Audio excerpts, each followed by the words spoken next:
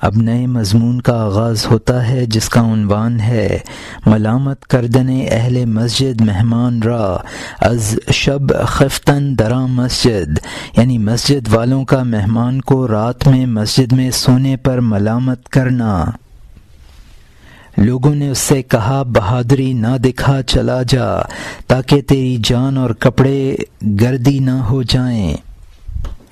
وہ دور سے آسان نظر آتا ہے، اچھی طرح دیکھ لے کہ انجام کار راستہ دشوار ہوگا۔ بہت سے انسان ہیں جنہوں نے شروع میں اپنے آپ کو لٹکا دیا، پیچیدگی کے وقت سہارا ڈھونڈا۔ واقعہ سے پہلے آسان ہوتا ہے انسان کے دل میں اچھے برے کا خیال، جب میدان جنگ میں آ جاتا ہے اس وقت اس شخص پر کام دشوار ہو جاتا ہے۔ جب کہ تو شیر نہیں ہے خبردار، آگے قدم نہ رکھ، کیونکہ موت بھیڑیا ہے اور تیری جان بھیڑ ہے۔ یہاں مترجم نے حاشیے میں لکھا ہے کہ ناتجربہ کار مصیبت میں پھنس کر بچنے کی تدبیر کرتا ہے جو دشوار ہوتی ہے۔ مصیبت کے آنے سے پہلے اچھا برا سوچا جا سکتا ہے۔ ناتجربہ کار مصیبت میں پھنس کر پریشان ہوتا ہے۔ موت بھیڑیا ہے، اگر تو شیر ہے تو اس کا مقابلہ کر سکتا ہے، اگر تو بھیڑ ہے تو وہ پھاڑ کھا جائے گا۔ اور یہاں حاشیہ ختم ہوتا ہے، اگر تو ابدال میں سے ہے اور تیری بھیڑ شیر ہو گئی ہے، مطمئن ہو کر آ، کیونکہ تیری موت سرنگوں ہو گئی ہے۔ ابدال کون ہے؟ وہ جو تبدیل ہو جائے۔ اللہ تعالی نے تبدیل کرنے سے اس کی شراب سرکہ ہو جائے، اللہ تعالیٰ کے تبدیل کرنے سے اس کی شراب سرکہ ہو جائے، لیکن تو نیم مست ہے اور گمان سے اپنے آپ کو شیر سمجھتا ہے۔ خبردار آگے نہ بڑھ۔ اللہ تعالیٰ نے گمراہ منافقوں کے بارے میں فرمایا ہے بَأْسُهُمْ بَيْنَهُمْ بَأْسٌ شدید، یعنی ان کی بہادری آپس میں سخت بہادری ہے، ایک دوسرے کے لیے بہادر ہیں، جہاد میں گھر کی عورتوں کی طرح ہیں۔ غیب کے سپہ سالار پیغمبر صلی اللہ علیہ وسلم نے فرمایا لا شجاعت یا فتى قبل الحروب، اے نوجوان لڑائیوں سے پہلے بہادری کچھ نہیں ہے۔ جہاد کی شیخی بگھارتے وقت مستوں کی طرح سینہ ٹھوکتے ہیں، جوش اور جنگ کے وقت جھاگ کی طرح گر پڑتے ہیں۔ جہاد کے ذکر کے وقت اس کی تلوار دراز ہے، کر و فر کے وقت اس کی تلوار پیاس کی طرح ہے۔ یہاں مترجم نے حاشیے میں لکھا ہے کہ ابدال کا یہاں مطلب اولیاء اللہ ہیں، یعنی موت سے خائف نہیں ہوتے ہیں۔ ابدال وہ اولیاء اللہ ہیں جن کی بری صفات اچھی صفات میں تبدیل ہو چکی ہیں۔ سرکہ یعنی اچھی صفات، وہ مس جس کا نشہ ادھورا ہو اس کو شیر گیر کہا ہے۔ باسہم کا مطلب ہے کہ قرآن پاک میں منافقوں کے بارے میں فرمایا گیا ہے باسہم بینہم شدید نحسبہم جمیعا وقلوبہم شتیٰ، آپس میں ان میں بڑی دھاک ہے، تو ان کو اکٹھا سمجھتا ہے، ان کے دل متفرق ہیں۔ یہ حدیث کتابوں میں منقول نہیں ہے، جس کی طرف اشارہ پیغمبر صلی اللہ علیہ وسلم کے قول کی طرف شعر میں کیا گیا ہے۔ شجاعت کا پتہ میدان جنگ میں چلتا ہے، سینہ ٹھونک کر بہادری جتاتے ہیں۔ اور یہاں حاشیہ ختم ہوتا ہے، خیال کے وقت ان کا دل جنگجو ہے، پھر ایک سوئی سے اس کی مشق خالی ہو گئی۔ مجھے صفائی کے اس طالب پر تعجب ہے جو ثقل کے وقت تکلیف سے بھاگ جائے۔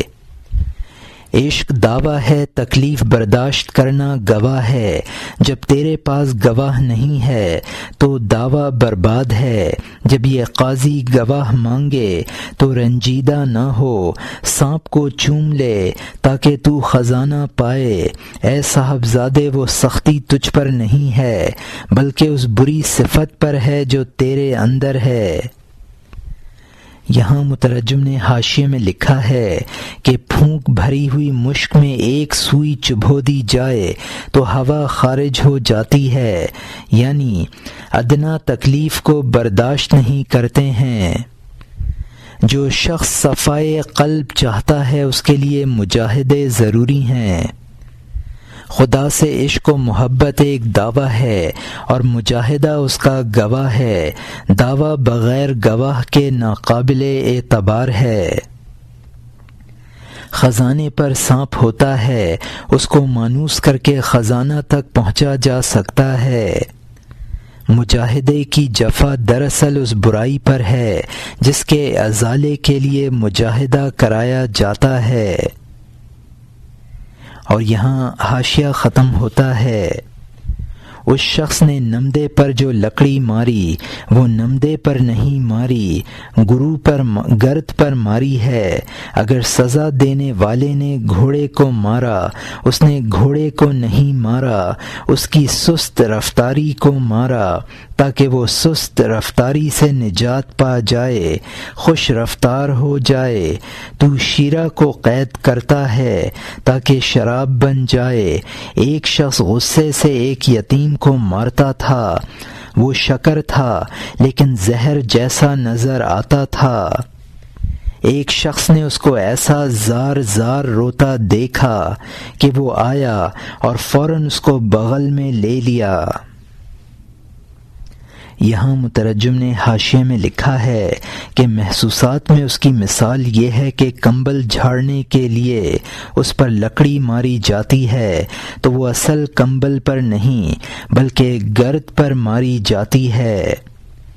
گھوڑے پر ہنٹر مارا جاتا ہے تو دراصل اس کی سستی پر مارا جاتا ہے۔ انگور کے شیرہ کو مٹکے میں اسی لیے بند کیا جاتا ہے کہ اس سے شراب بنے۔ استاد بچے کو مارتا ہے تو بظاہر ظلم ہے، حقیقتاً اس میں اس کی اصلاح اور خوبی ہے۔ اور یہاں حاشیہ ختم ہوتا ہے۔ اس نے کہا تو نے اس یتیم بچے کو اتنا مارا، تو خدا کے قہر سے کیوں نہ ڈرا؟ اس نے کہا اے پیارے، میں نے اس کو کب مارا ہے؟ میں نے اس شیطان کو مارا ہے جو اس کے اندر ہے۔ اگر تجھے ماں کہے خدا کرے تو مرے تو وہ عادت کی موت اور فساد کی موت چاہتی ہے۔ یہاں مترجم نے حاشیے میں لکھا ہے کہ اس شخص نے استاد کو ڈانٹا تو استاد نے یہی کہا کہ مقصد اس بچے کو مارنا نہیں ہے بلکہ اس شیطان کو مارنا ہے جو اس میں گھسا بیٹھا ہے۔ ماں بچے کو کوستی ہے اور مرنے کی بد دعا دیتی ہے تو اس کا مقصد اس کی بری عادت کی موت ہوتی ہے۔ اور یہاں حاشیہ ختم ہوتا ہے۔ وہ لوگ جو ادب حاصل کرنے سے بھاگے، انہوں نے انسانیت اور انسانوں کی آبرو ریزی کی۔ ملامت کرنے والوں نے ان میں انہیں جنگ سے باز رکھا، یہاں تک کہ وہ ایسے نامرد اور مخنث رہ گئے۔ بکواس کرنے والے کی شیخی اور گھمنڈ کو نہ سن، ایسے لوگوں کے ساتھ جنگ کی صف میں نہ جا، کیونکہ اللہ تعالیٰ نے وہ تم میں زیادہ خرابیاں ڈالتے ہیں فرمایا ہے تاکہ تو سست ساتھیوں سے ورق پلٹ دے، کیونکہ وہ اگر تمہارے ساتھ ہوں گے غازی تنکے کی طرح بیکار ہو جائیں گے۔ یہاں مترجم نے حاشیے میں لکھا ہے کہ جو لوگ مجاہدات کی سختی سے بھاگتے ہیں وہ انسانیت کو تباہ کرتے ہیں۔ ان منافقوں کو ان کے دوستوں نے جہاد میں شریک ہونے سے روکا تو یہ لوگ نامرد بن کر رہ گئے۔ آئندہ اشعار میں مولانا رحمۃ اللہ علیہ ان لوگوں کی مصاحبت اور ہمراہی سے روکتے ہیں۔ زادو کم خبالہ، قرآن پاک میں ان منافقوں کے بارے میں فرمایا گیا ہے لا مخرجوا فیکم ما زادوکم لا الا خبالہ، اگر وہ تم میں مل کر نکلتے تو زیادہ خرابیاں ڈالتے۔ ان سے ان کی بات ہی نہ کرو اور ان سے قطع نظر کر لو، یعنی ان کی بزدلی مجاہدوں کو بھی ناکارہ بنا دے گی۔ اور یہاں حاشیہ ختم ہوتا ہے،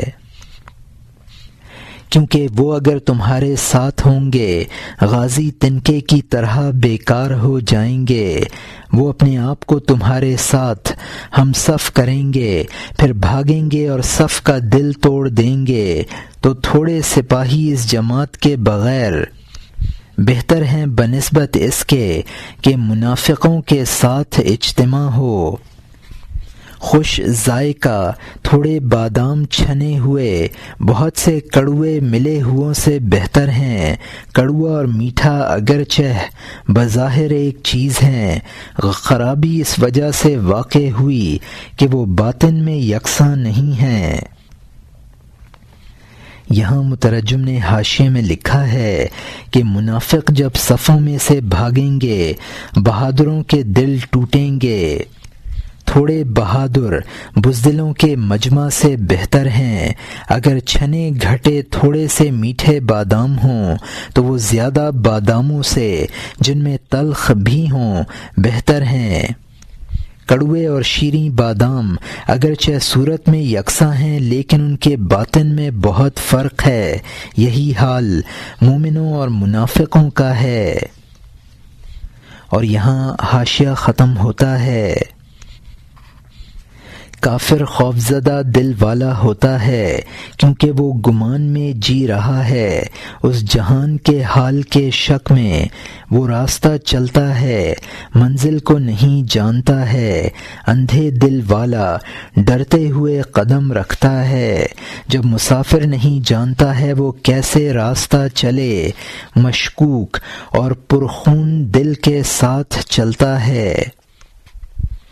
یہاں مترجم نے حاشیے میں لکھا ہے چونکہ کافروں کو اگلی زندگی کے بارے میں شکوک و شبہات ہیں، اس لیے ان کے دل ہمیشہ خوف زدہ رہتے ہیں۔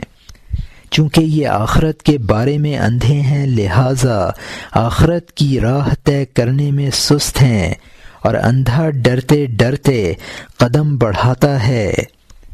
جو شخص راستے سے ناواقف ہوتا ہے وہ تیزی سے منزل طے نہیں کر سکتا، معمولی سے اندیشے سے ٹھہر جاتا ہے۔ اور یہاں حاشیہ ختم ہوتا ہے۔ جو کوئی کہہ دے کہ ہائے اس طرف راستہ نہیں ہے، وہ اسی جگہ خوف سے توقف اور ٹکاؤ کر دیتا ہے۔ اگر اس کا باہوش دل راستہ جانتا ہے تو ہر ہائے اوہو اس کے کان میں کہاں پہنچتی ہے، تو ان اونٹ کے دل والوں کا ہمراہی نہ بن، کیونکہ وہ تنگی اور خوف کے وقت غائب ہو جانے والے ہیں، وہ بھاگ جائیں گے اور تجھے تنہا چھوڑ دیں گے، اگرچہ وہ شیخی مارنے میں بابل کا جادو ہیں۔ خبردار، تو نازنینوں سے جنگ کی توقع نہ رکھ، تو موروں سے صید و شکار کا طالب نہ بن، تیری مور والی طبیعت تیرے اندر وسوسے ڈالتی ہے، وہ فریب دیتی ہے تاکہ تجھے بلند مقام سے ہٹا دے۔ یہاں مترجم نے حاشیے میں لکھا ہے کہ راہ سے واقف کسی کے شبہ ڈالنے سے سست نہیں پڑتا ہے، لہٰذا ان منافقوں کو شریک سفر نہ کرنا چاہیے۔ اونٹ ڈرپوک ہوتا ہے۔ بابل کے جادو کی تاثیر سخت مانی جاتی ہے۔ انسان کی طبیعت کی رنگینی انسان میں شکوک و شبہات پیدا کرتی ہے اور اس کو بلند مقام سے نیچے گرا دیتی ہے۔ جنگ بدر کے موقع پر شیطان نے سراقہ نجدی کی صورت میں ظاہر ہو کر ابو جہل وغیرہ کو ورغلایا تھا، یعنی جنگ بدر کے لشکر جمع کر لو۔ اور یہاں حاشیہ ختم ہوتا ہے، اب نئے مضمون کا آغاز ہوتا ہے جس کا عنوان ہے گفتن شیطان قریش را کہ بجنگ احمد علیہ الصلاۃ والسلام آید کہ من را ریحا کنم د قبیلہ خود را بیاری خوانم او گریختن او در ملاقات صفین، یعنی شیطان کا قریش کو احمد علیہ الصلاۃ والسلام سے جنگ کے لیے کہنا کہ آؤ میں مدد کروں گا، اور اپنے کنبے کو مدد کے لیے بلا لوں گا، اور دونوں صفوں کی مٹ بھیڑ کے وقت اس کا بھاگ جانا۔ شیطان کی طرح جس نے قریش پر وسوسوں کے ذریعے منتر پھونکا اور کہا لشکر جمع کر لو تاکہ احمد صلی اللہ علیہ وسلم کی صفوں میں ہم شکست ڈال دیں، زمین سے اس کی بے خو بنیاد اکھاڑ دیں۔ جب شیطان سپاہیوں میں یکسو ایک دان بن گیا، اس نے منتر پڑھا کہ میں تمہیں پناہ دینے والا ہوں۔ جب اس کے بعد سے سپاہی جمع ہو گئے تو ان سے چالاکی سے گفتگو کی۔ یہاں مترجم نے حاشیے میں لکھا ہے کہ قرآن پاک میں ہے وَإِذْ زَيَّنَ لَهُمُ الشَّيْطَانُ أَعْمَالَهُمْ وَقَالَ لَا غَالِبَ لَكُمُ الْيَوْمَ مِنَ النَّاسِ وَإِنِّي جَارٌ لَكُمْ فَلَمَّا تَرَاءَتِ الْفِئَتَانِ نَكَصَ عَلَى عَقِبَيْهِ وَقَالَ إِنِّي بَرِيءٌ مِّنكُمْ إِنِّي ارى ما لا ترون انی اخاف اللہ، یعنی جب شیطان نے ان کی حرکتوں کو ان کو اچھا کر کے دکھایا اور کہا آج لوگوں میں سے کوئی ایسا نہیں جو تم پر غالب آ سکے اور میں تمہارا پشت پناہ ہوں، پھر جب دونوں جماعتیں آمنے سامنے آئیں تو وہ الٹے پاؤں چلتا بنا اور کہا مجھے تم سے کوئی سروکار نہیں، میں وہ چیزیں دیکھ رہا ہوں جو تم نہیں دیکھتے ہو اور میں اللہ سے ڈرتا ہوں۔ اور یہاں حاشیہ ختم ہوتا ہے کہ میں اپنے خاندان کو لے آؤں گا تاکہ جنگ میں تمہاری طاقت ہو، میں تمہاری مدد اور اعانتیں کروں گا تاکہ تمہارے دشمنوں کے لشکر کو شکست دے دوں۔ قریش جب اس کی باتوں کی وجہ سے جمع ہو گئے اور دونوں لشکروں میں مٹ بھیڑ ہوئی، شیطان نے فرشتوں کا ایک لشکر دیکھا مومنوں کی صف کی جانب آتا ہوا، راستے میں اس لشکر نے جنود لم تروہا، یعنی جس کو تم نے نہ دیکھا، صف بنائی، اس کی جان خوف سے بھٹی بن گئی، اپنے پاؤں واپس کھینچ کر روکتا تھا کہ میں عجیب فوج دیکھ رہا ہوں کہ اخاف اللہ ما لی منہ عون اذهبوا انی ارى ما لا ترون، میں اللہ تعالی سے ڈرتا ہوں، میری اس کی جانب سے کوئی مدد نہیں ہے، بھاگ جاؤ، میں وہ دیکھتا ہوں جو تم نہیں دیکھتے ہو۔ یہاں مترجم نے حاشیے میں لکھا ہے کہ جنگ بدر میں جب دونوں صفیں بالمقابل ہوئی تھیں تو یہاں بھی مسلمانوں کی مدد کے لیے ملائکہ کی جماعت نازل ہوئی تھی۔ لم تروہا کا مطلب ہے کہ قرآن پاک میں ہے وَأَنزَلَ جُنُودًا لَمْ تَرَوْهَا، اور اتارے ایسے لشکر جس کو تم نے نہ دیکھا۔ یہ آیت اگرچہ غزوہ خندق کے سلسلے میں ہے، مولانا نے بطور اقتباس غزوہ بدر کے بارے میں استعمال فرمایا ہے۔ اور یہاں حاشیہ ختم ہوتا ہے۔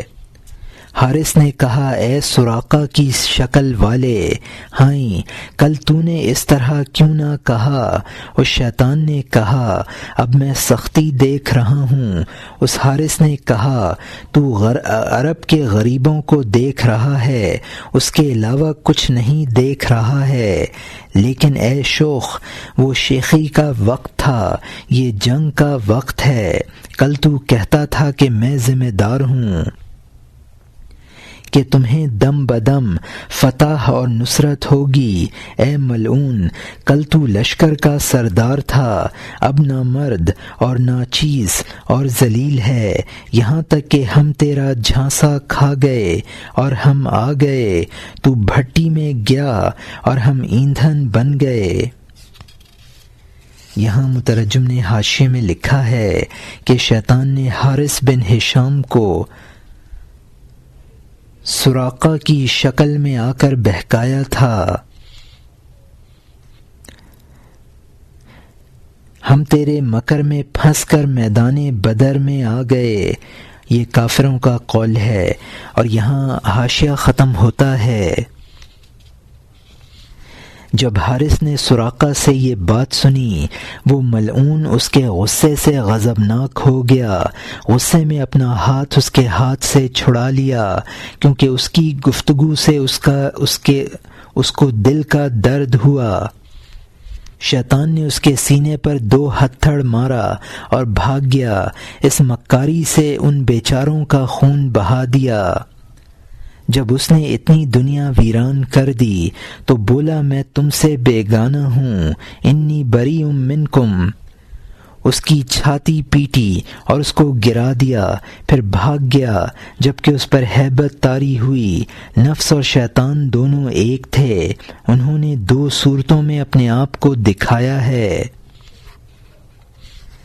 یہاں مترجم نے حاشیے میں لکھا ہے، یعنی شیطان جو بصورت سراقہ تھا، جب بدر میں ان کو تباہ کر چکا تو پھر یہ کہنے لگا کہ میرا تمہارا کیا واسطہ ہے۔ مولانا رحمۃ اللہ علیہ فرماتے ہیں کہ نفس اور شیطان ایک ہی طاقت کے نام ہیں، تو نفس کا دھوکہ دینا شیطان ہی کا دھوکہ دینا ہے۔ اور یہاں حاشیہ ختم ہوتا ہے، جیسے کہ فرشتہ اور عقل کے وہ ایک تھے، اس اللہ کی حکمتوں کی وجہ سے 2 صورت ہو گئے ہیں۔ تو اپنے اندر ایسا دشمن رکھتا ہے جو عقل کے لیے مانع اور جان اور مذہب کا دشمن ہے، وہ گوہ کی طرح ایک دم حملہ کرتا ہے، پھر بھاگتا ہوا سوراخ میں گھس جاتا ہے۔ وہ اب اس انسان کے دل میں بہت سے سوراخ بنائے ہوئے ہے اور ہر سوراخ سے سر باہر نکالتا ہے۔ یہاں مترجم نے حاشیے میں لکھا ہے کہ فرشتہ اور عقل بھی دراصل ایک چیز ہے، نام علیحدہ علیحدہ ہیں۔ اللہ تعالیٰ نے اپنی حکمتوں کی وجہ سے ان کو 2 صورتوں میں نمودار فرمایا ہے۔ جس طرح ہم نے شیطان کی دشمنی کا قصہ سنایا، ایسا ہی دشمن خود تیرے اندر تیرا نفس موجود ہے۔ وہ دشمن یکبارگی گوہ کی طرح حملہ کر کے بھٹ میں گھس جاتا ہے۔ انسان کے دل میں اس کے رہنے کے بہت سے سوراخ ہیں۔ اور یہاں حاشیہ ختم ہوتا ہے، اور اب اس انسان کے دل میں بہت سے سوراخ بنائے ہوئے ہے اور ہر سوراخ سے سر باہر نکالتا ہے۔ شیطان کا نام انسانوں سے چھپ جانے اور سوراخوں میں گھس جانے سے خنوس ہو گیا ہے۔ اس کا گھس جانا سہی کے گھسنے کی طرح ہے، سہی کے سر کی طرح اس کی آمد و رفت ہے۔ اللہ تعالیٰ نے اس شیطان کو خناس کہا ہے کیونکہ وہ سہی کے سر کی مانند ہے۔ یہاں مترجم نے حاشیے میں لکھا ہے، چونکہ شیطان کا کام دھوکہ دے کر گھس جانا اور چھپ جانا ہے، اسی لیے قرآن میں اس کو خناس کہا گیا ہے، جس کے معنی بہت چھپنے والا ہیں۔ سیہی جو بلی سے چھوٹا ایک جنگلی جانور ہے، اس کے بدن پر لمبے لمبے خار ہوتے ہیں۔ خطرے کے وقت وہ اپنے خار کھڑے کر لیتا ہے اور اپنا منہ اندر کو گھسا لیتا ہے۔ اسی کو خارپش یا قنقس کہا جاتا ہے۔ اور یہاں حاشیہ ختم ہوتا ہے۔ اس سیہی کا سر چھپ جاتا ہے فوراً سخت شکاری کے ڈر سے۔ جب اس نے موقع پایا سر باہر نکالا، ایسے مکر سے اس سے سانپ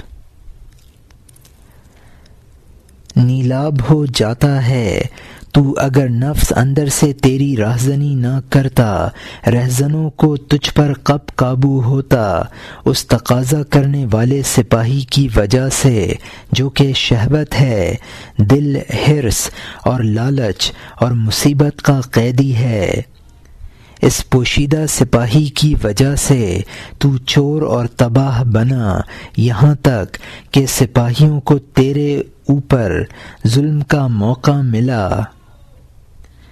یہاں مترجم نے حاشیے میں لکھا ہے کہ سیہی موقع پا کر حملہ کرتا ہے اور ایسا مکر کرتا ہے کہ سانپ بھی اس سے عاجز آ جاتا ہے۔ انسان بری نفسانی خواہش کی وجہ سے ہی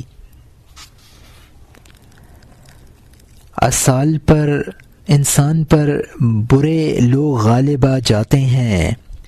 انسان کے اندر جو سپاہی ہیں، جس کو شہوت کہا جاتا ہے، وہ انسان کو برائیوں پر مجبور کرتا ہے، وہ چوری کراتا ہے، تبھی بیرونی سپاہیوں کو اس پر ظلم کرنے کا موقع ملتا ہے۔ اور یہاں حاشیہ ختم ہوتا ہے۔ حدیث میں تو اس نیک نصیحت کو سن لے کہ تمہارا سب سے بڑا دشمن تمہارے دونوں پہلوؤں میں ہے۔ بین جنیبیکم لکم اعداء عدو۔ اس دشمن کی شان و شوکت کی باتیں نہ سن، بھاگ جا، کیونکہ وہ جھگڑے اور لڑائی میں شیطان کی طرح ہے۔ تجھ پر اس نے دنیا اور دشمنی کی خاطر اس دائمی عذاب کو آسان کر دیا ہے، اس دائمی عذاب کو آسان کر دیا ہے۔ یہاں حاشیے میں لکھا ہے کہ حدیث شریف میں ہے، تمہارا سب سے بڑا دشمن تمہارے دونوں پہلوؤں کے بیچ میں ہے۔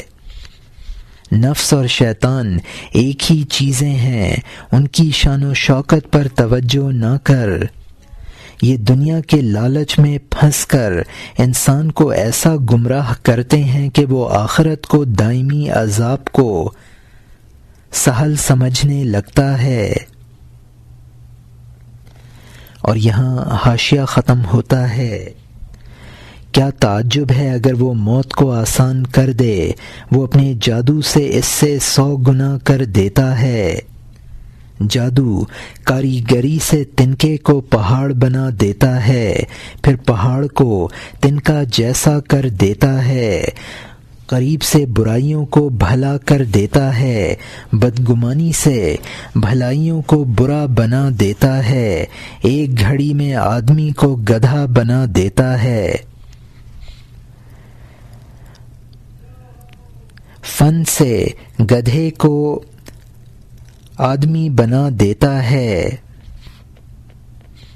یہاں مترجم نے حاشیے میں لکھا ہے کہ اس نفس سے یہ بھی بعید نہیں ہے کہ وہ انسان کے لیے اس کے ابدی موت کو آسان کر دے، اور وہ اپنے جادو سے اس طرح کے سینکڑوں کام کر جاتا ہے، تنکے کو پہاڑ اور پہاڑ کو تنکا بنا دیتا ہے۔ اسی طرح شیطان تھوڑی عبادت کو بہت زیادہ اور بہت سے گناہوں کو بہت تھوڑا کر کے دکھا دیتا ہے۔ شیطانی فریب میں انسان بھلائیوں کو برائی اور برائیوں کو بھلائی سمجھنے لگتا ہے۔ شیطان نیکیوں کو بدی اور بدی کو مغالطے میں ڈال کر نیک ظاہر کر دیتا ہے۔ اور یہاں حاشیہ ختم ہوتا ہے۔ جادو کا یہ کام ہے کہ وہ پھونک مارتا ہے، ہر وقت حقیقتوں کو تبدیل کر دیتا ہے۔ ایسا جادوگر تیرے اندر پوشیدہ ہے۔ بے شک وسوسوں میں مستقل جادو ہے۔ جس انسان میں یہ جادو ہیں وہاں جادو کا توڑ کرنے والے جادوگر بھی ہیں۔ جس جنگل میں یہ تازہ زہر اگا ہے اے صاحبزادے وہاں تریاق بھی اگا ہے۔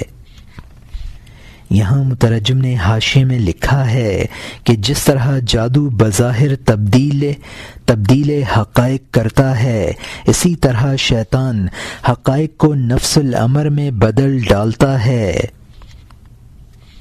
نفس امارہ وسوسے ڈال کر انسان میں جادوگری کرتا ہے۔ نفس کو اس جادوگری کا یہ علاج ہے۔ نفس کی اس جادوگری کا یہ علاج ہے کہ بزرگوں سے تعلق پیدا کر لے۔ اللہ تعالی نے جو مرض پیدا فرمایا ہے اس کا تریاق بھی پیدا فرما دیا ہے۔ اور یہاں حاشیہ ختم ہوتا ہے۔ تریاق تجھ سے کہتا ہے مجھ سے ڈھال لے لے کیونکہ میں تجھ سے زہر سے زیادہ نزدیک ہوں۔ اس کی گفتگو جادو ہے اور تیری تباہی ہے، میری باتیں جادو ہیں اور اس کے جادو کا توڑ ہیں۔ پیغمبر صلی اللہ علیہ وسلم نے فرمایا بے شک بیان میں جادو ہے۔ اس اچھے سردار نے صحیح فرمایا۔ یہاں مترجم نے حاشیے میں لکھا ہے کہ وہ اولیاء اللہ تجھے اپنی طرف بلا رہے ہیں اور تجھ سے کہہ رہے ہیں کہ نفس کی باتیں جادو اور ویرانی ہیں، ہماری باتیں نفس کے جادو کا توڑ ہیں۔ حضور صلی اللہ علیہ وسلم نے گفتگو کو جادو سے تعبیر فرمایا ہے۔ اور یہاں حاشیہ ختم ہوتا ہے۔ لیکن وہ جادو جو جادوگروں کے جادو کا توڑ ہے وہ دنیا میں تریاق کا سرمایہ ہوتا ہے۔ وہ اولیاء اللہ اور برگزیدہ لوگوں کا بیان ہے جو تمام نفسانی غرضوں سے جدا ہے۔ خلاصہ یہ ہے کہ کمینہ نفس کے زہر سے بھاگ، چستی اور تیزی سے مرشد کا تریاق پی لے۔ نفس کے جادو کے اس طلسم کو توڑ دے، کامل شیخ کے خزانے کی طرف سوراخ کر لے۔ یہ بہت لمبی بات ہے، شروع کی طرف چل، مہمان اور مسجد کی طرف پھر چل، اس کو چھوڑ پھر مسجد کی طرف آ، مہمان کا قصہ اور وہ سرگزشت بیان کر۔ یہاں مترجم نے حاشیے میں لکھا ہے کہ بیان بھی جادو ہے لیکن اصل جادو وہ ہے جو جادوگروں کے جادو کا توڑ کر دیتا ہے اور وہی دراصل تریاق ہے۔ یہ تریاق اولیاء اور بزرگان دین کا بیان ہے جو تمام نفسانی غرضوں سے پاک ہوتا ہے۔ مرشد کے باطنی علوم سے تعلق پیدا کر لے۔ اور یہاں حاشیہ ختم ہوتا ہے۔ اب نئے مضمون کا آغاز ہوتا ہے جس کا عنوان ہے مقرر کردن عازلاں پندرا براں مہمان مسجد مہمان کش، یعنی مہمان کو مار ڈالنے والی مسجد کے مہمان کو ملامت گروں کا مقرر نصیحت کرنا۔ خبردار اے بھلے آدمی، بہادری نہ دکھا، ہمیں اور مسجد کو متہم نہ بنا۔ اگر دشمنی سے کوئی دشمن کہہ دے گا تو کمینہ، کل کو ہمیں آگ میں پھونک دے گا۔ کہ اس کا کسی ظالم نے گلا گھونٹا ہے مسجد کے بہانے سے، وہ اچھا خاصا تھا تاکہ موت کا بہانہ مسجد پر رکھ دے، چونکہ مسجد بدنام ہے وہ چھوٹ جائے گا۔ اے جفا کش، ہم پر تہمت نہ رکھ، کیونکہ ہم دشمنوں کے مکر سے مطمئن نہیں ہیں۔ خبردار، بہادری نہ کر، خیالی پلاؤ نہ پکا، کیونکہ آسمان کو گز سے نہیں ناپا جا سکتا۔ تجھ جیسے بہت سو نے نصیبہ دری کی شیخی ماری ہے، ہر ایک نے اپنی داڑھی کا ایک ایک بال نوچا ہے۔ خبردار، چلا جا، اس بحث و مباحثہ کو مختصر کر، اپنے آپ کو اور ہمیں مصیبت میں نہ پھنسا۔ یہاں مترجم نے حاشیے میں لکھا ہے کہ یعنی قاضی کے یہاں شکایت کر دے گا، جس طرح آسمان کی گزوں سے پیمائش کرنا بیہودہ خیال ہے، اسی طرح تیرا مسجد میں سونے کا خیال بیہودہ ہے۔ نصیحت کرنے والوں نے مہمان سے کہا کہ تجھ جیسے بہت سو نے اپنی خوش نصیبی کی شیخی ماری ہے اور پھر شرمندہ ہوئے ہیں۔ اور یہاں حاشیہ ختم ہوتا ہے۔ اب نئے مضمون کا آغاز ہوتا ہے، جس کا عنوان ہے جواب گفتن مہماں ایشاں را و مثل آوردن بدفع حارس کشت ببانگ دف از کشت آں استر را کے کوس محمودی بر پشت او زد ندے، یعنی مہمان کا ان کو جواب دینا اور مثال دینا کھیتی کے رکھوالے کی ڈھول کی آواز سے اس اونٹ کو کھیتی سے بھگانے کی جس کی پشت پر رکھ کر محمودی نکارے کو بجاتے تھے۔ اس نے کہا، اے دوستو، میں ان بھوتوں سے نہیں ہوں کہ ایک لاحول سے میرا قدم کمزور پڑے۔ ایک بچہ جو کھیتی کا رکھوالا تھا پرندوں کو اڑانے کے لیے ایک ڈفلی بجاتا تھا، حتیٰ کہ پرند اس ڈفلی سے کھیتی سے اڑ جاتے۔ پرندوں کو کھیتی شریر پرندوں سے بے خوف ہو جاتی۔ جب شاہ سلطان محمود کریم گزرا، وہاں اس نے بڑا خیمہ لگایا، ایسے لشکر کے ساتھ جو آسمان کے ستاروں کی طرح تھا، گھنا اور کامیاب، صفوں کو چاک کرنے والا، ملک کو فتح کرنے والا۔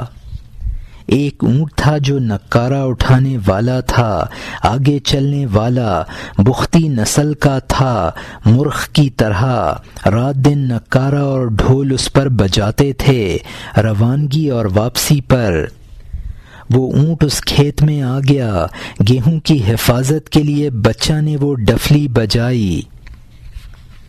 یہاں مترجم نے حاشیے میں لکھا ہے کہ بختی اس نسل کا اونٹ جو بخت نصر نے عربی اونٹنی اور عجمی اونٹ سے بنائی تھی، یہ سرخ رنگ کا عظیم الجثہ اونٹ ہوتا ہے۔ یہاں حاشیہ ختم ہوتا ہے۔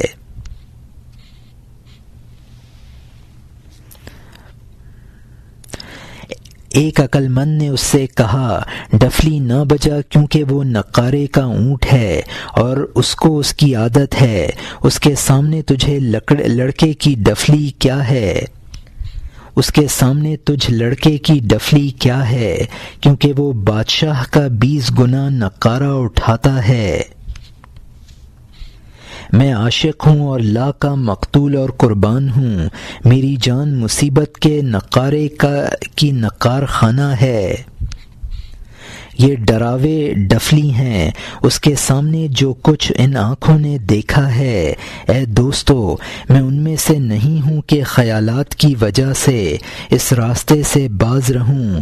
میں اسماعیلیوں کی طرح نڈر ہوں، بلکہ حضرت اسماعیل علیہ السلام کی طرح سر سے بے نیاز ہوں۔ یہاں مترجم نے حاشیے میں لکھا ہے کہ ایک عقل مند نے بچے کو سمجھایا کہ اس اونٹ کے بھگانے کے لیے ڈفلی بجانا بیکار ہے، یہ نکارے کا اونٹ ہے۔ اور نقارہ سننا اس کی عادت ہے۔ کھٹکھٹا جو باغ میں چڑیوں کو اڑانے کے لیے باندھا جاتا ہے، یعنی تمہاری یہ دھمکیاں جو مسجد میں سونے پر مجھے دے رہے ہو، ان مصائب کا مقابلہ ہیں جو میں جھیل چکا ہوں۔ شاہی نقارے کے مقابلے میں ڈفلی جیسی ہیں۔ مسجد کے سونے میں جو خیالات تم پیش کر رہے ہو، وہ عاشقان خدا جو راہ خدا میں حضرت اسماعیل علیہ السلام کی طرح جان دینے سے دریغ نہ کریں، ان کو اسماعیلیاں کہا ہے۔ اور یہاں حاشیہ ختم ہوتا ہے۔ میں شان و شوکت اور دکھاوے سے خالی ہوں۔ اس نے قل تعالوا اور میری جان کے لیے کہا ہے کہ آ جا۔ پیغمبر صلی اللہ علیہ وسلم نے فرمایا ہے کہ اچھا کیا قرض دینے میں جس نے اجر کا یقین کیا، جو دینے میں 100 بدلے دیکھتا ہے، اس عوض سے دینے کی بازی جلد کھیلتا ہے۔ تمام لوگ بازار میں اسی لیے پھنسے ہیں تاکہ جب نفع ہو اپنا مال دے دیں۔ ہر شخص روپیہ تھیلیوں میں لیے منتظر بیٹھا ہے، خرچ کر دینے پر مصر ہے تاکہ نفع آئے۔ جب کسی سامان کو نفع میں بڑھا ہوا دیکھتا ہے، اپنے سامان سے اس کا عشق ٹھنڈا پڑ جاتا ہے۔ سرگرم اس لیے رہا ہے کہ اس نے نہیں دیکھا اپنے سامان کا نفع اور بڑھاؤ۔ یہاں مترجم نے حاشیے میں لکھا ہے کہ قل تعالوا کا مطلب ہے آپ کہہ دیجئے آ جاؤ۔ یہ آیت قرآن میں کئی جگہ آئی ہے اور ہر جگہ آ جاؤ کا خطاب مختلف لوگوں کے لیے ہے، لیکن اس عاشق نے اپنے لیے قرار دیا ہے اور کہا ہے کہ یہ خطاب میری جان کے لیے ہے۔ انسان جو کچھ کسی غریب کو دیتا ہے، بسا اوقات اس کے دینے میں اس کو پیش نظر صرف اس غریب کی حاجت کو رفع کرنا ہوتا ہے، اور بسا اوقات اس کے پیش نظر یہ بھی ہوتا ہے کہ خدا مجھے اس کا عوض اور بدلہ آخرت میں عطا فرمائے گا۔ یہ دوسری صورت پہلی صورت سے بہتر ہے۔ حدیث شریف میں ہے جادو بالسلف من یتقنى بالخلف، یعنی قرض دینے میں اس شخص نے جو دو کرم کیا، جس نے آخرت کے اجر کا یقین کر کے قرض دیا۔ جس شخص کو اجر اخروی پر یقین ہوتا ہے وہ بہت جلد عطا و بخشش کرتا ہے۔ دنیاوی کاروبار میں بھی نفع کی خاطر لوگ اپنا مال خرچ کرتے ہیں۔ تاجر تھیلی میں روپیہ بھرے ہوئے نفع کی خاطر خرچ کرنے کا منتظر رہتا ہے۔ کاروباری آدمی کو جب نفع نظر آتا ہے تو اپنا سرمایہ خرچ کرنے میں اس کو کوئی تامل نہیں رہتا، اپنا مال جمع کرنے میں اس وقت سرگرم ہے جب تک کہ اس کو نفع کی امید نہیں ہے۔ علم و ہنر میں جب انسان کو شرافت نظر آتی ہے تو انسان جان پر کھیل کر اس کو حاصل کرتا ہے۔ یہ تصورات کی دنیا جب تک ہی پیاری ہے جب تک وصال حاصل نہیں ہے، وصال کے بعد یہ چیزیں بے حقیقت ہیں۔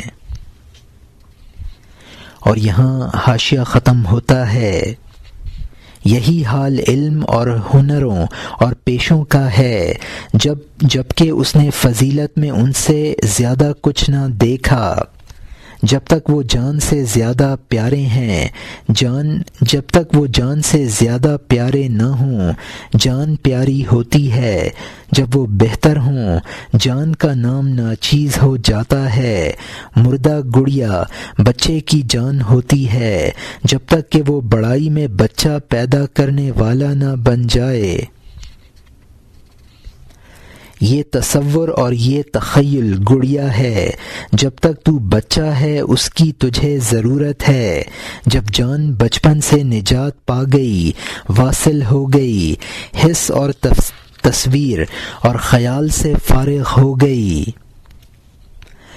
محرم نہیں ہے تاکہ بغیر تصنع کہہ دوں میں خاموش ہو گیا، اور خدا موافقت کرنے والوں کو زیادہ جانتا ہے۔ مال اور جسم برف ہیں جو فنا سے پگھل رہے ہیں۔ اللہ تعالیٰ ان کا خریدار ہے، کیونکہ اللہ نے خرید لیا ہے تیرے لیے برف عوض سے زیادہ بہتر ہے، کیونکہ تو شک میں ہے، تجھے یقین نہیں ہے۔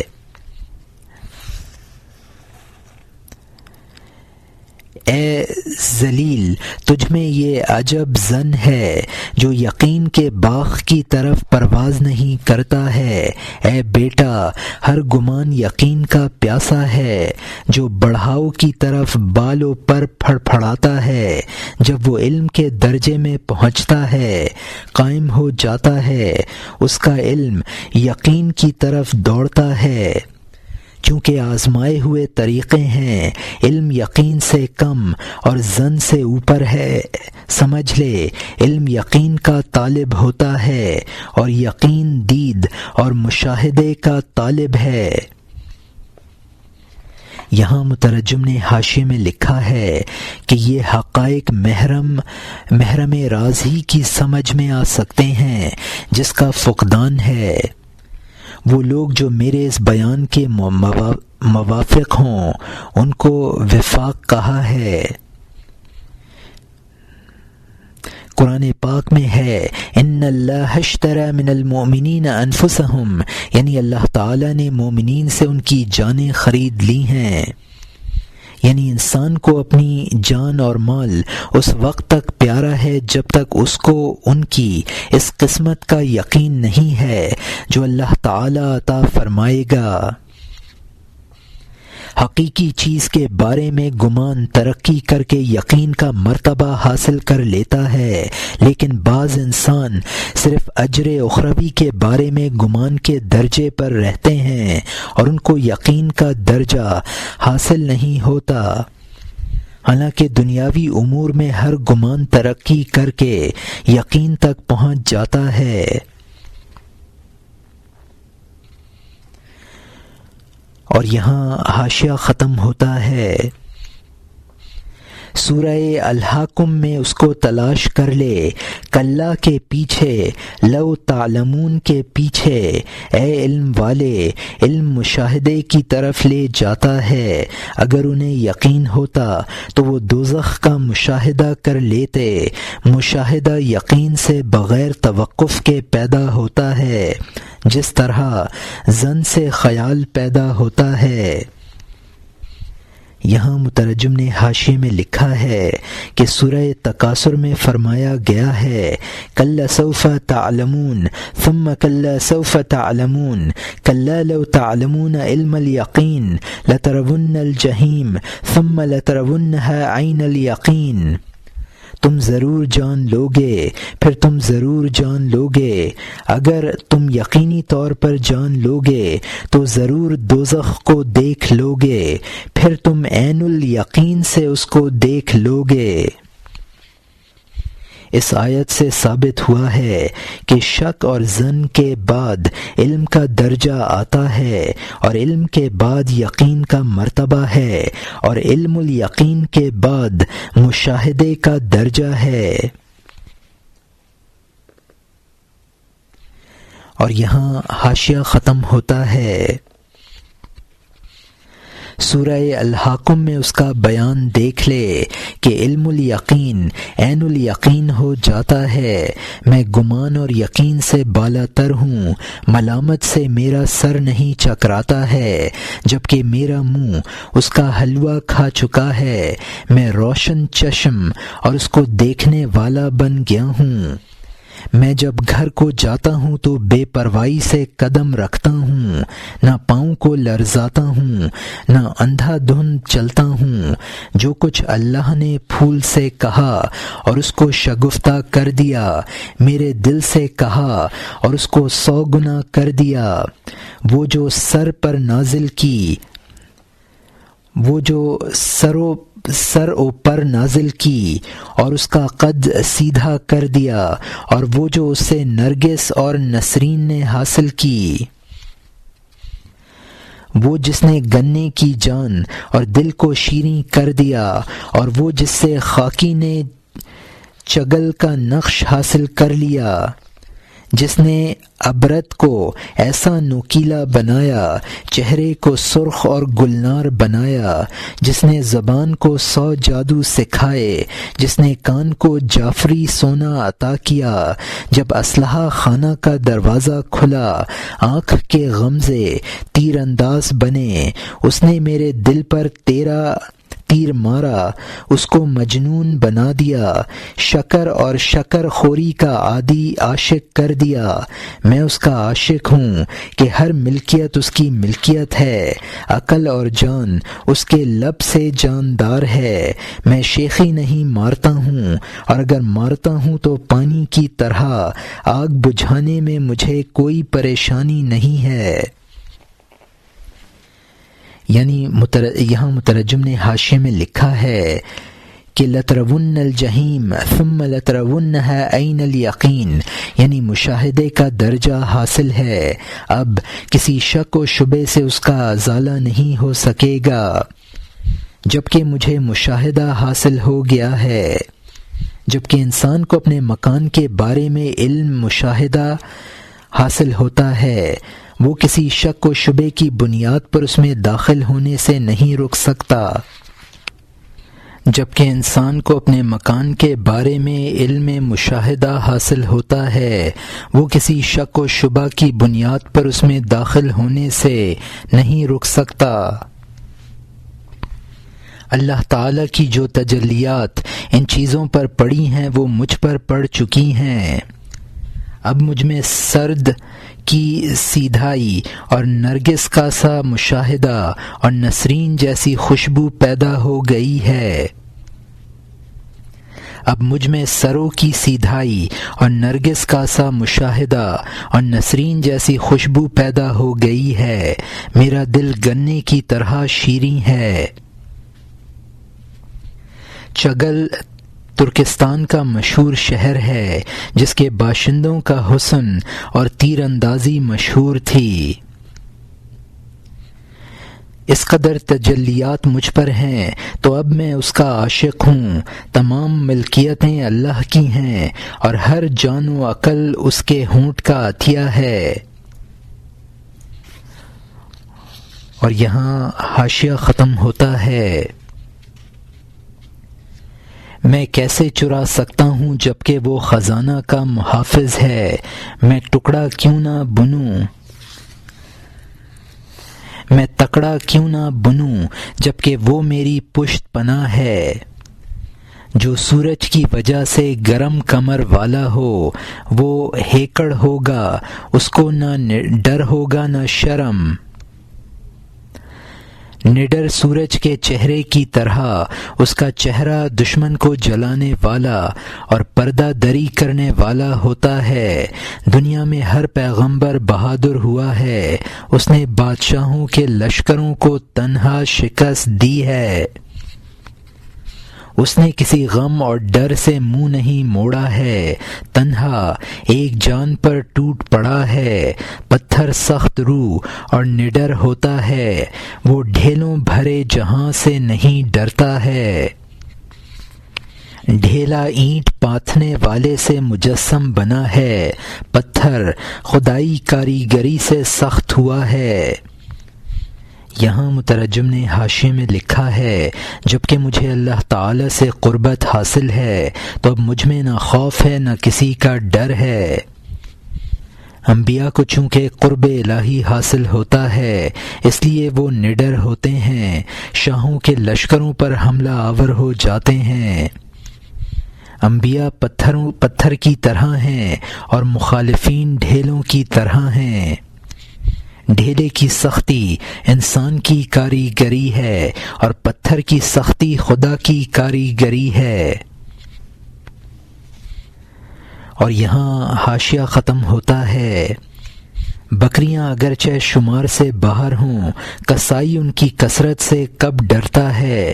تم سب ریوڑ ہو، نبی گلہ بان کی طرح ہے، مخلوق ریوڑ اور وہ ان کی بھلائی کے لیے کوشاں ہے۔ مقابلے میں گڈریا ریوڑ سے نہیں ڈرتا ہے، ہاں وہ اچھے برے سے ان کا نگہبان ہوتا ہے۔ اگر وہ غصے سے ریوڑ پر چیختا ہے، وہ اس محبت کی وجہ سے ہے جو اس کی سب پر ہے۔ نئی خوشی ہر وقت میرے کان میں رہتی ہے، اگر میں تجھے غمگین کر دوں تو غمگین نہ بن، میں تجھے غمگین اور رونے والا اس لیے بناتی ہوں تاکہ تجھے بروں کی نگاہ سے پوشیدہ کر دوں۔ یہاں مترجم نے حاشیے میں لکھا ہے کہ بکریاں ہیں اور انبیاء بمنزلہ قصاب کے، نبی بمنزلہ چرواہے کے ہے جو بکریوں کی حفاظت کرتا ہے، صرف سرکشی کے وقت وہ قوم کی ہلاکت کا سبب بنتا ہے۔ یہی حال ہر ذمہ دار کا ہے، اگر بکریاں سرکشی کریں تو کسائی ان سے خوف نہیں کھاتا ہے، اگر نبی قوم پر ناراض بھی ہوتا ہے تو اس کا سبب قوم کی محبت ہوتی ہے۔ یہاں سے مولانا نے پھر عاشق کا مقولہ شروع کیا ہے کہ مجھے اللہ بشارت دیتا ہے کہ غم سے غمگین نہ ہونا، اس میں تیرے مفاد مضمر ہیں۔ اور یہاں حاشیہ ختم ہوتا ہے، غموں کی وجہ سے میں تجھے بدمزاج بناتی ہوں تاکہ نظر بد کو تیرے چہرے سے واپس کر دوں۔ کیا تو میرا شکاری اور میرا طالب نہیں ہے؟ تو میرا بندہ اور میری رائے کا تابع نہیں ہے؟ تو تدبیر سوچتا ہے کہ مجھ تک پہنچے، تو میری جدائی اور جستجو میں بے کس ہے۔ تیرا درد میرے وصل کی تدبیر تلاش کرتا ہے، میں کل رات تیری ٹھنڈی آہ سن رہا تھا، میں یہ بھی کر سکتا ہوں کہ بغیر اس انتظار کے راستہ دے دوں تجھے، آنے کا راستہ دکھا دوں تاکہ تو زمانے کے اس بھنور سے نکل جائے، میرے وصل کے خزانے پر قدم رکھ دے۔ لیکن منزل کی مٹھاس اور لذتیں سفر کی تکلیف کے اندازے کے مطابق ہیں۔ تو جو آسانی سے پاتا ہے آسانی سے دے دیتا ہے، مشکل سے حاصل ہونے والی چیز کا درد دل پر رکھتا ہے۔ اپنوں اور شہر سے تو اس وقت فائدہ اٹھائے گا جب مسافرت کی تکلیف اور مشقتیں اٹھا لے گا۔ اے جوان، مصیبتوں سے منہ نہ موڑ، یہ مثال سن لے اور اپنا مرتبہ پہچان لے۔ یہاں مترجم نے حاشیے میں لکھا ہے کہ عاشق کہتا ہے کہ خدا مجھ سے فرماتا ہے کہ جب کہ تو میرا عاشق ہے تو تجھے میری مرضی پر راضی رہنا ہے، تو میرے وصال کی تدبیریں کرتا ہے اور وصال کے لیے تکلیف میں مبتلا ہو کر ٹھنڈی آہیں بھرتا ہے۔ میں یہ بھی کر سکتا ہوں کہ تکلیف اٹھائے بغیر تجھے اپنا وصال عطا کر دوں۔ تجھے جو تکالیف پہنچ رہی ہیں وہ تیرے نفع کے لیے ہیں۔ سفر میں انسان زیادہ تھکتا ہے تو اقامت کی لذت میں اضافہ ہوتا ہے۔ جو مقصد بلا محنت حاصل ہوتا ہے اس کی انسان قدر نہیں کرتا۔ وطن اور عزیزوں کی لذت سفر کی تکلیفوں سے بڑھتی ہے، لہٰذا وصل کے حاصل کرنے میں جس قدر زیادہ مصائب برداشت کرے گا اسی قدر وصل کی لذت میں اضافہ ہوگا۔ اور یہاں حاشیہ ختم ہوتا ہے۔